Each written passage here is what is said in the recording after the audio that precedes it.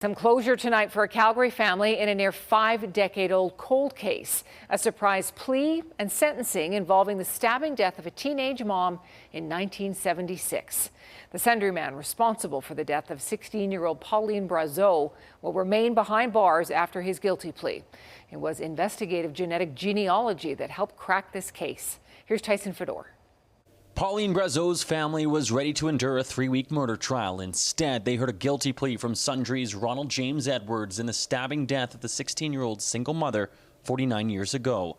Charged with non-capital murder, as it was called at the time. Instead, the now 75-year-old man pled guilty to a lesser charge of manslaughter. By listening to the family today, I can tell that they're very relieved that this is behind them. In an agreed statement of facts, Edwards said he was drunk when he picked up Brazeau, believing she was a prostitute. He drove west of the city, where he said the pair had consensual sex before repeatedly stabbing her and leaving her to die on a rural road. I'm one of the leaders of our cold case unit, and that's the primary function of our unit, is to solve cases like this. In 2021, RCMP and Calgary Police reanalyzed her case using investigative genetic genealogy based on a swab of a relative. I do think the cases like this will give police kind of a green light to start using genetic genealogy in a maybe potentially a more aggressive manner.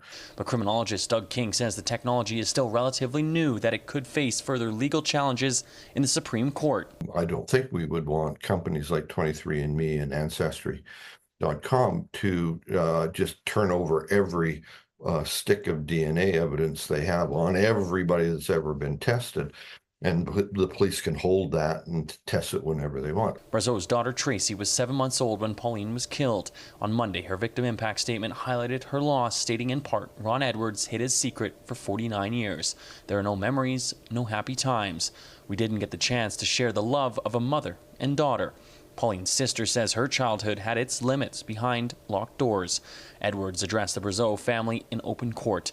I'm sorry your mother was taken from you before you had the chance to know her, he said. I was a drunken young man. Edwards was sentenced to 6.5 years jail time with credit for time served.